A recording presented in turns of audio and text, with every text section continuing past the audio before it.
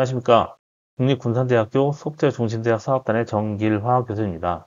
드디어 우리의 여정이 4장, 마지막, 제 파트의 마지막 데이터 전송에 이르렀습니다. 지금까지 우리는 네트워크의 구조와 법칙, 그리고 다양한 기술 도구들을 배웠습니다.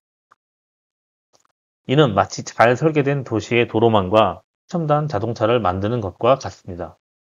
하지만 그 도로 위를 자동차가 어떻게 달리고 교통법규를 어떻게 지키며 사고와 정체를 어떻게 피해가는지 모른다면 아무 소용이 없겠죠. 오늘 4장에서는 네트워크에 생명을 불어넣는 혈액순환, 즉 데이터 전송의 구체적인 메커니즘을 깊이 있게 같이 알아보도록 하겠습니다. 데이터가 어떻게 오류와 혼잡을 이겨내고 목적지까지 안전하게 도달하는지 그 경이로운 과정에 함께 해보도록 하겠습니다. 목차는 다음과 같이 제 파트에서 네 번째 데이터 전송 시간입니다. 먼저 데이터 전송에 대해서 말씀드리겠습니다. 데이터 전송의 기본 5대 요소를 다시 한번 상기해 보도록 하겠습니다. 송신자, 수신자, 전송 매체, 그리고 메시지, 그리고 프로토콜 이 5가지는 통신이라는 교향곡을 연주하기 위한 필수적인 악기들이라고 비유할 수 있겠습니다. 어느 하나라도 빠지거나 조화롭지 못하면 아름다운 연주는 불가능합니다. 이 기본 구성은 모든 종류의 통신에 공통적으로 적용되는 불변의 원리라고 할 수 있습니다.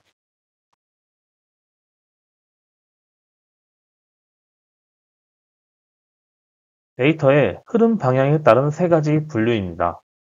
첫 번째, 반방향. 라디오나 TV 방송처럼 정보가 한쪽으로만 흐릅니다. 상호작용이 불가능합니다. 이는. 그리고 다음은 반이중. 무전기처럼 양쪽 모두 통신은 가능하지만 동시에는 불가능한 특징이 있습니다. 한쪽이 말할 때는 다른 한쪽은 들어야만 합니다. 초기 이전의 충돌 감지 방식이 바로 이 개념에 기반합니다. 세 번째로 전이중, 풀 디플렉서라고도 하는데 전화통화처럼 양쪽이 동시에 말하고 들을 수 있습니다. 현대의 스위치 기반 이더넷은 이 전이중 방식을 통해 송신과 수신을 위한 별도 차선을 확보함으로써 통신 효율을 극대화합니다.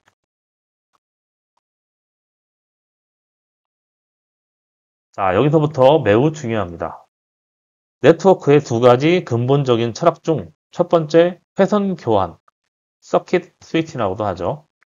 이는 통신을 시작하기 전에 출발지부터 목적지까지의 물리적인 전용 도로를 개설하고 통신이 끝날 때까지 독점적으로 사용하는 방식을 말합니다.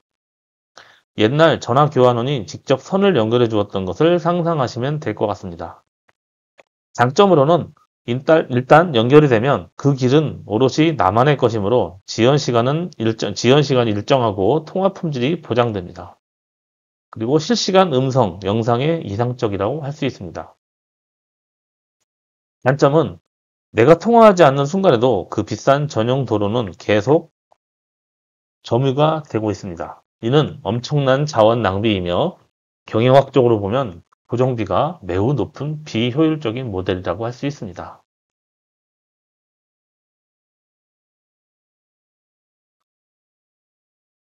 그 대안으로 등장하여 인터넷 시대를 연 주역, 바로 패킷 교환이라고 할 수 있습니다. 데이터를 패킷이라는 작은 소포 단위로 잘게 쪼개고 각 소포에 주소, 헤더를 붙여서 공용 도로망으로 보내는 방식입니다. 장점은 내가 쓰지 않는 도로의 빈 공간을 다른 사람의 패킷이 효율적으로 채워줍니다. 자원의 공유를 통해서 가변비 중심의 매우 효율적인 모델을 만들었습니다.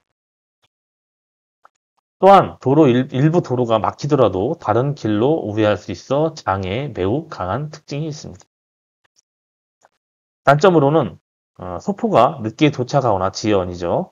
순서가 뒤바뀌거나 분실될 수가 있습니다. 하지만 이러한 문제는 TCP와 같은 상위 프로토콜이 아주 영리하게 잘 해결해 줍니다. 인터넷의 성공은 바로 이 패킷 교환 방식의 성공이라고 해도 과언이 아닙니다.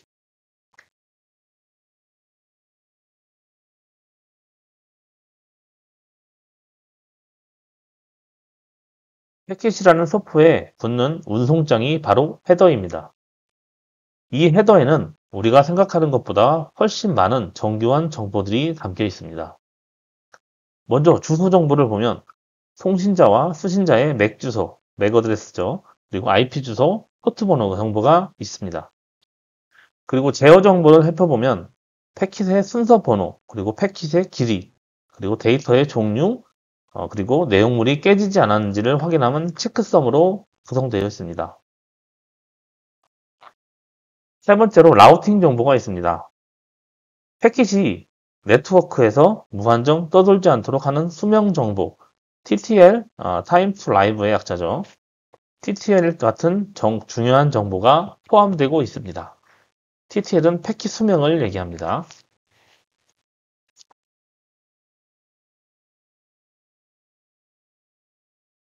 이 헤더는 OSI 7 계층의 7 레이어에 따라서 겹겹이 쌓입니다. 각 계층은 자신의 역할 수행에 따라 역할 수행에 필요한 정보를 헤더에 담아 덧붙입니다. 이것을 앞서 배웠던 인캡슐레이션이라고 하죠. 전송 계층 헤더 TCP와 UDP는 포트 번호, 그리고 순서 번호, 제어 플래그로 구분됩니다. 그리고 네트워크 계층의 헤더는 IP라고도 하고 출발지와 목적지 그리고 IP 주소 TTL이 있습니다. 그리고 데이터 링크 계층의 헤더는 출발지와 목적지, 맥 주소, 그리고 FCS, 오류 검출 코드입니다. 이 계층화된 헤더 구조 덕분에 각 네트워크 장비, 스위치와 라우터를 얘기합니다. 각 네트워크 장비는 자신에게 필요한 정보만 빠르고 정확하게 읽어서 처리할 수 있습니다.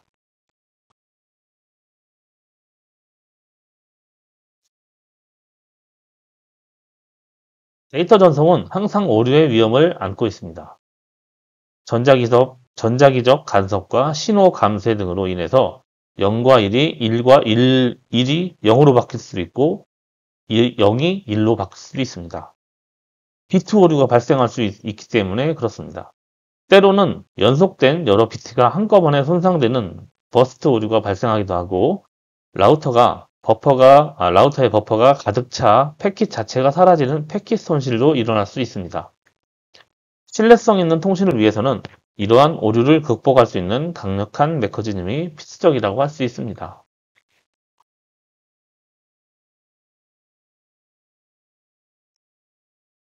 오류를 극복하는 과정은 검출과 정정의 두 단계로 이루어집니다. 먼저 오류 검출을 보면 페리티 검사, 체크섬, CRC 등의 방법을 사용해서 데이터에 오류가 있는지를 체크합니다.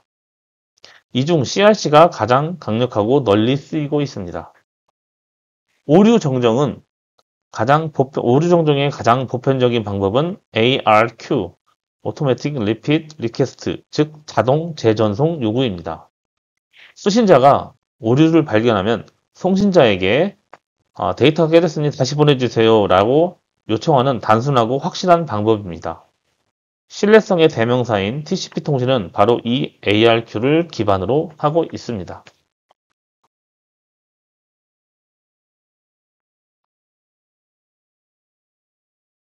다음은 혼잡 제어입니다. 네트워크에서 가장 큰 골칫거리, 혼잡을 들 수 있는데 명절 고속도로처럼 너무 많은 패킷이 한꺼번에 특정 링크나 라우터로 몰리면 처리 용량의 한계로 인해서 패킷이 버려지거나 지원 시간이 급격히 늘어나는 현상을 말합니다. 혼잡은 단순히 속도가 느려지는 것을 넘어서 재전송의 악순환을 유발해서 결국 네트워크 전체를 마비시킬 수 있는 매우 위험한 상황입니다.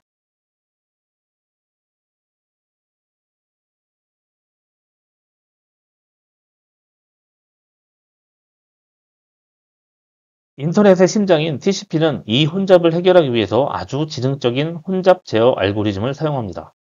첫 번째가 슬로우 스타트입니다. 처음에는 아주 작은 양의 데이터만 보내면서 네트워크 상태를 조심스럽게 탐색합니다. 두 번째는 혼잡 회피입니다. 네트워크가 데이터를 잘 소화하면 전송량을 점진적으로 늘려서 효율을 높입니다. 세 번째는 빠른 재전송과 복구입니다. 세 번째, 네 번째죠. 빠른 재전송과 복구인데 패킷 손실, 혼잡의 신호를 감지하면 즉시 전송량을 절반으로 줄여서 네트워크에 가해지는 부담을 완화하고 다시 천천히 전송량을 회복합니다. 이 동적인 피드백 메커니즘 덕분에 인터넷은 붕괴하지 않고 안정적으로 유지될 수 있습니다.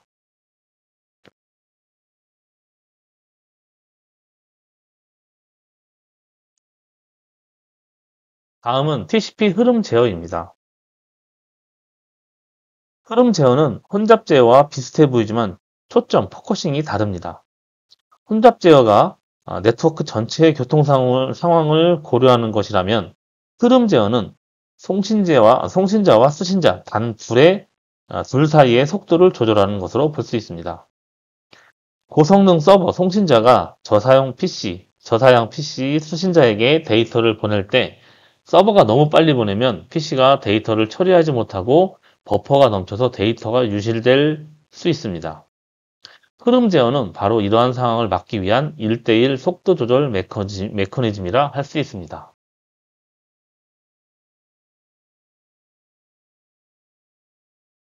흐름 제어의 핵심 기술은 바로 슬라이딩 윈도우입니다.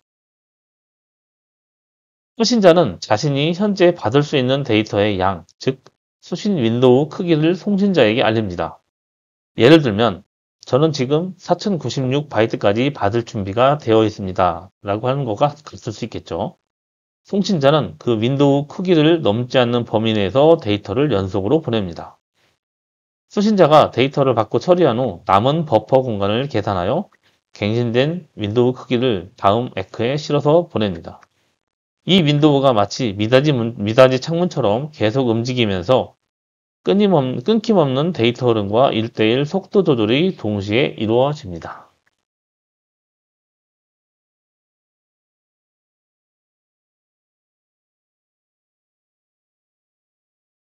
TCP 신뢰성의 근간, 오류제는 어떻게 동작할까요? TCP는 에크, 긍정 확인 응답이라고도 하죠. 에크와 타임아웃을 기반으로 해서 오류를 감지하고 재전송을 통해서 복구합니다.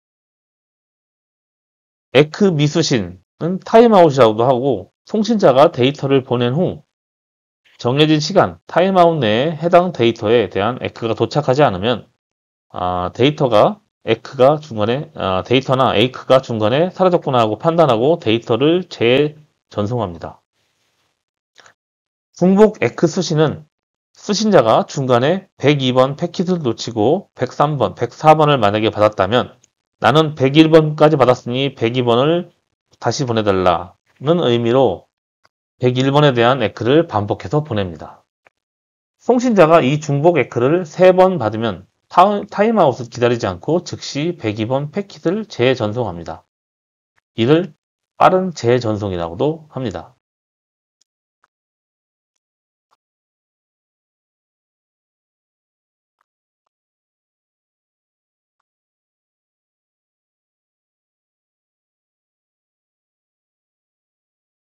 다음은 ARQ 방식의 종류에 대해 말씀드리겠습니다. ARQ 방식, 즉 재전송 전략에도 여러 가지 종류가 있습니다. 첫 번째, Stop and Wait ARQ로 하나 보내고 에크를 받은 뒤에 다음 것을 보내는 가장 단순하지만 비효율적인 방식이 있습니다. 두 번째는 Go Back and ARQ라고 오류가 발생한 지점부터 그 뒤에 보낸 모든 패킷을 몽땅 전부 다 재전송하는 방식으로 구현은 비교적 간단하지만 불필요한 재전송이 많은 특징이 있습니다. 세 번째는 Selective Repeat ARQ로 오류가 발생한 패킷만 선택적으로 골라서 재전송하는 가장 효율적인 방식이 있습니다. 수신 측의 버퍼 관리가 복잡하다는 단점도 있긴 하지만 네트워크 효율을 극대화할 수 있는 특징이 있습니다. 보통 현대의 TCP는 이 셀렉티브 리핏 방식을 기반으로 더욱 정교하게 동작합니다.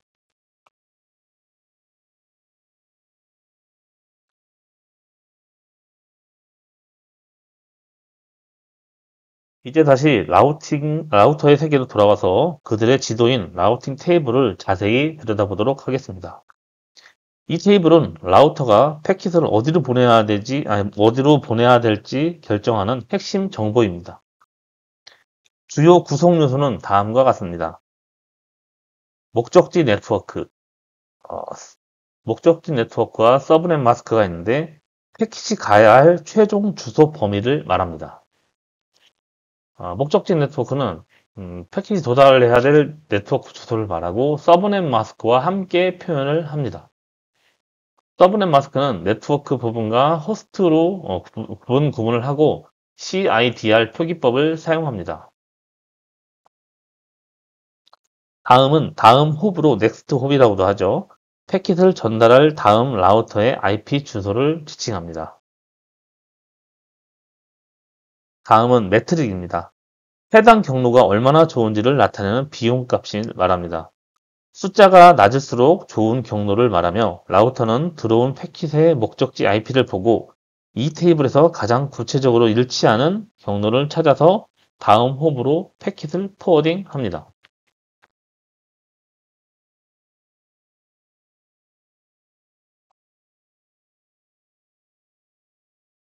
라우팅 프로토콜의 양대 산맥을 다시 한번 비교해 보도록 하겠습니다. 이 둘의 차이를 이해하는 것은 네트워크 아키텍처를 이해하는 데 매우 중요합니다. 첫 번째, 거리 벡터입니다. 이웃의 정보에만 의존하는 소문에 의한 라우팅이라고 할 수 있으며 예를 들어서 RIP가 대표적으로 할 수 있습니다. 장점은 구현이 간단하고 라우터의 CPU 메모리 부하가 적다는 특징이 있습니다. 단점은 수렴이 느리고 잘못된 정보에 취약하며 카운터 투 인피니티 문제가 있고 대규모 네트워크는 부적합한 특징이 있습니다.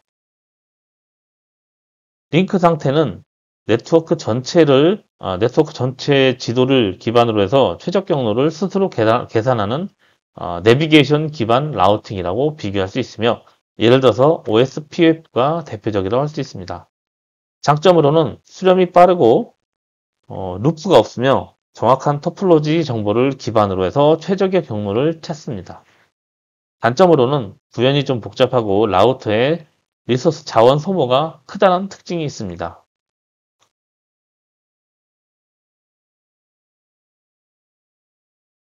앞서 말씀드린 두 방식의 차이를 표로 정리하면 더욱 명확해지겠죠. 정보 교환 방식에서 거리 벡터는 라우팅 테이블 전체를, 링크 상태는 링크 상태 정보로만 교환을 합니다. 대표 프로토콜, 매트릭, 수렴 시간, 그리고 장단점에서 명확한 차이를 보이며 소규모에서의 단순한 네트워크 거리 벡터가 대규모의 복잡하고 안정성이 중요한 네트워크에는 링크 상태가 더 적합하다고 볼 수 있습니다.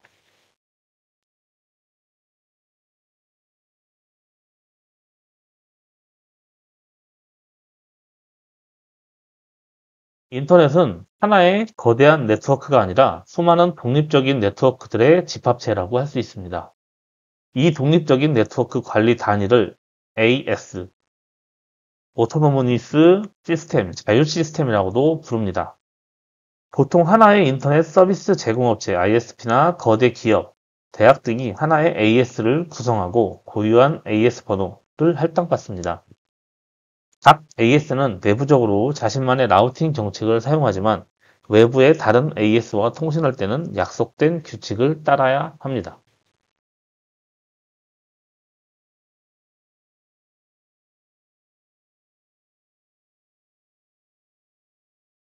이 AS의 개념에 따라서 라우팅 프로토콜은 두 종류로 나뉩니다. 먼저 IGP입니다. AS 내부에서 사용되는 라우팅 프로토콜로 빠른 수렴과 최적의 경로 탐색을 목표로 합니다. 우리가 앞서 배운 RIP, OSPF, 그리고 시스코에서 개발한 EIGRP 등이 여기에 속합니다. 다음은 EGP입니다. EGP는 AS와 AS 사이, 즉 인터넷의 대동맥에서 사용되는 라우팅 프로토콜입니다. 여기서는 기술적 최적화보다 각 AS의 정책은 비용, 계약관계, 보안 등으로 구분됩니다. 각 AS의 정책이 더 중요합니다. 현재 인터넷에 사용되는 유일한 EGP는 BGP 있습니다. BGP라고 할 수 있습니다.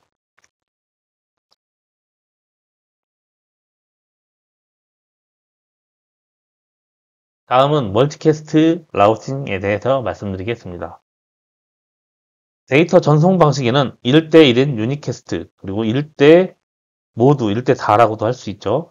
브로드캐스트 외에 1대 다수의 특정 그룹에게만 전송하는 멀티캐스트가 있습니다. 인터넷 방송이나 온라인 강의, 증권 시세 정보 전달처럼 동일한 데이터를 여러 사람에게, 여러 명에게 동시에 보내야 할 때 멀티캐스트를 사용하면 네트워크 대역폭을 획기적으로 절약할 수 있습니다. 송신자는 데이터를 딱 한 번만 보내면 라우터들이 알아서 복제하여 원하는 수신자들에게 전달을 해주는 특징이 있기 때문입니다.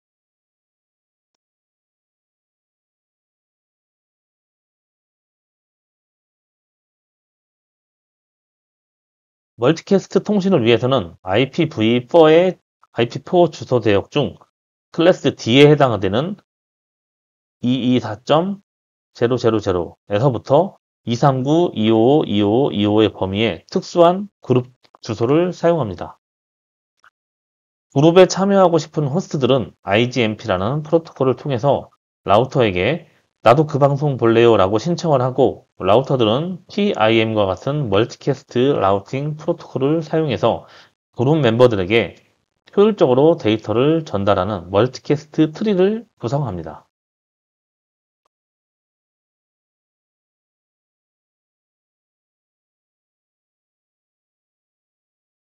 다음은 네트워크 가상화 기술에 대해서 말씀드리겠습니다. 네트워크 가상화는 하나의 물리적인 네트워크 자원을 여러 개의 논리적인 네트워크로 나누어 쓰는 기술을 말합니다. 앞서 공부한 VLAN, 버추얼 랜이죠. 이 계층의 가상화 기술로 하나의 스위치를 여러 개의 독립된 스위치처럼 나누어 사용을 합니다. 부서별로 네트워크를 분리해서 보안을 강화하고 브로드캐스트 도메인을 분할하는 데 사용되기도 합니다. 다음은 VPN입니다. VPN의 구현 방법으로는 포트 기반이 있는데, 포트 기반은 스위치 포트별 VLAN을 할당합니다. 그리고 맥 주소 기반, 맥 주소 기반은 맥 주소로 VLAN을 결정합니다. 그리고 세 번째 프로토콜 기반은 프로토콜 타입으로 분류를 하고, 네 번째 서브넷 기반은 IP 서브넷으로 분류를 합니다.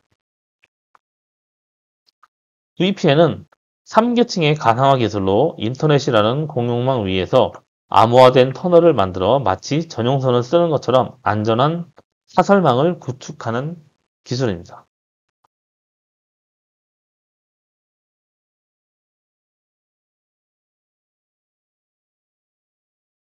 네트워크 가상화가 가져다 주는 이점, 장점은 명확합니다. 첫 번째, 자원 효율성이 있는데 값비싼 물리적 장비를 공유해서 하드웨어 투자 비용과 전력 소비를 줄일 수 있습니다.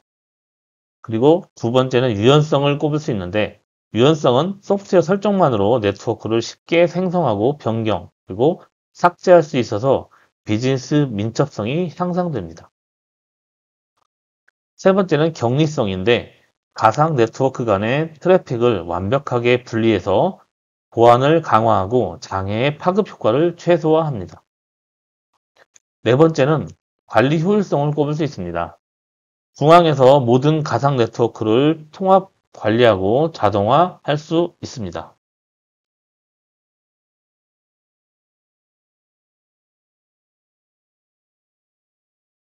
다음은 클라우드 네트워킹입니다. 클라우드 컴퓨팅 환경을 지원하기 위한 네트워크 기술 중에 하나로, 클라우드 네트워크의 핵심 특징은 다음과 같습니다. 첫 번째, 탄력성. 사용량에 따라서 네트워크의 자원이 자동으로 늘어나고 줄어드는 특징이 있습니다. 두 번째는 멀티 테넌시. 여러 고객, 테넌트가 하나의 물리적인 인프라를 공유하면서도 서로의 네트워크는 완벽하게 격리되는 능력을 말합니다. 세 번째는 서비스 추상화를 꼽을 수 있습니다. 사용자는 복잡한 인프라를 몰라도 VPC, 가상 사설 클라우드와 같은 표준화된 인터페이스를 통해서 쉽게 자신만의 네트워크를 구성하고 사용할 수 있습니다.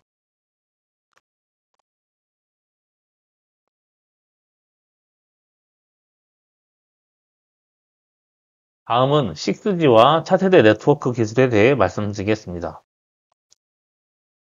이제 우리의 시선은 현재를 넘어 미래로 향해 보도록 하겠습니다. 5G를 넘어서 다가올 6G 시대에는 통신의 패러다임을 또 한 번 바꾸게 될 것입니다. 첫 번째 특징은 6G의 핵심 기술을 말씀드리면 첫 번째 테라헤르츠를 꼽을 수 있습니다. 초고주파를 이용해서 현재보다 수십 배 빠른 초고속 전송을 가능하게 합니다. 두 번째, 인공지능 네이티브. AI가 네트워크 운영의 핵심이 되어서 스스로 문제를 예측하고 최적화하며 복구하는 자율적인 네트워크를 구현합니다. 세 번째는 양자 통신을 꼽을 수 있습니다. 양자 얽힘 현상을 이용해서 도청이 원천적으로 불가능한 절대 보안의 통신을 실현합니다. 네 번째는 위상, 지상 통합 네트워크입니다. 저궤도 위성망과 지상망이 하나로 통합되어 사막과 바다를 포함한 지구 어디에서든 끊김없는 통신을 제공합니다.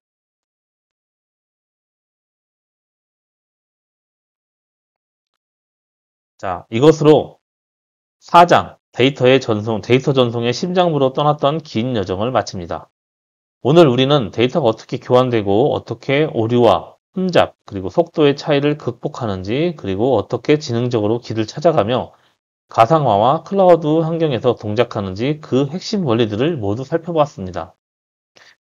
이 데이터 전송 메커니즘에 대한 깊은 이해는 여러분이 겪는 네트워크 문제의 근본 원인을 진단하고 더 나아가서 미래 기술의 방향을 예측하는 데 강력한 통찰력을 제공할 것으로 기대됩니다. 오늘 강연에 사용된 모든 자료는 과학기술정보통신부와 정보통신기획평가원의 소프트웨어 중심대학 사업의 사업 지원으로 만들어진 귀중한 결과물임을 다시 한번 알려드립니다. 지금까지 열정적으로 경청해주신 모든 분들께 진심으로 감사드립니다. 이것으로 발표를 모두 마치겠습니다. 감사합니다.